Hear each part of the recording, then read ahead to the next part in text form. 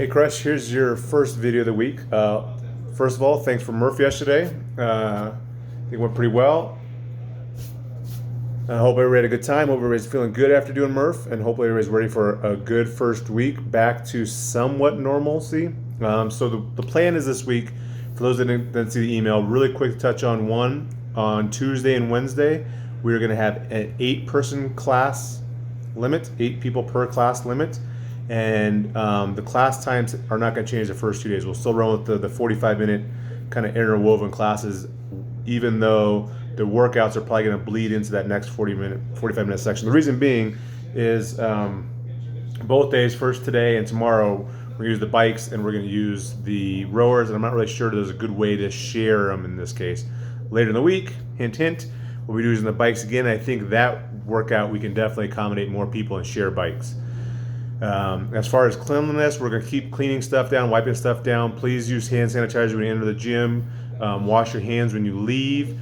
Just that general kind of stuff. You know, I know there was a report last week. The CDC said it's very difficult to get COVID-19 by touching things. Originally they said on non-metallic surfaces it didn't live very long. So I think of stuff like the boxes, the plates, anything that's non-metallic, I'm not going to really worry about wiping down other than if it's sweaty.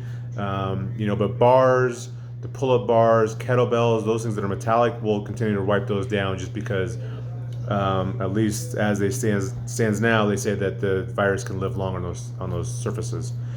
So today and tomorrow, 8 people per class.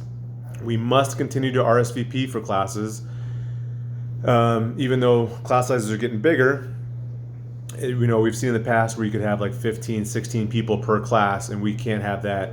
Nobody stopped by the gym to check on us. Nobody's doing that. I'm guessing with restaurants opening up, any of the resources from Tri-County Health or whoever might come knocking on the door to see if the businesses are following the guidelines they put in place.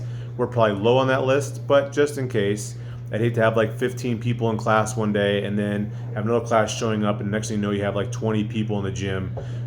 Even though we have a fairly large space, I think with 20 people, that would obviously probably get us in trouble. So we still must RSVP. Please reserve class times. I'm guessing that'll get much easier over the next few days. 4 people is really tough. 8 people, there's often our classes are only like 8 to 10 as it is. So I'm guessing that'll be easier to get your class times, your desired class time. And starting Thursday, we're going to adjust the class times. I'm also going to bump up the class reservations to 10, so give a little more space there. Anyway, on to today's workout. Pretty straightforward. Not much to it. It's going to be very, very difficult if you choose to make it so. 30-minute EMOM, 1 minute rowing for calories, 1 minute in burpees. I hate to tell you, but burpees return this week for this week. And then I'm going to start to do the programming for next month. I'll try to limit burpees for next month. I know a couple weeks ago it was pretty bad, and this week it could be pretty bad as well. But this was a workout I saw on CompTrain, and it looked pretty good, looked pretty fun. So the goal is you pick a calorie number you can pull on the rower that you think you can do in probably like 45 seconds. 45 seconds. And let's say that's 10. Let's say you can do 10 calories in 45 seconds for an even number. And then you'd pick for your burpees, again, a number of burpees you think you can do in 40 or 45 seconds. Let's say that's also 10.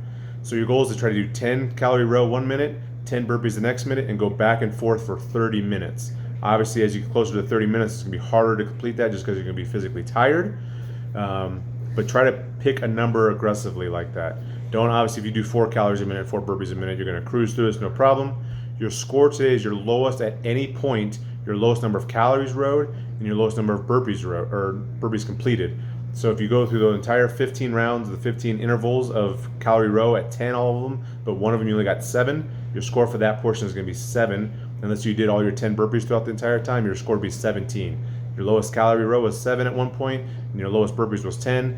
So your score is 17. You're not accumulating your total score. Just in any interval, your lowest total, that is your score.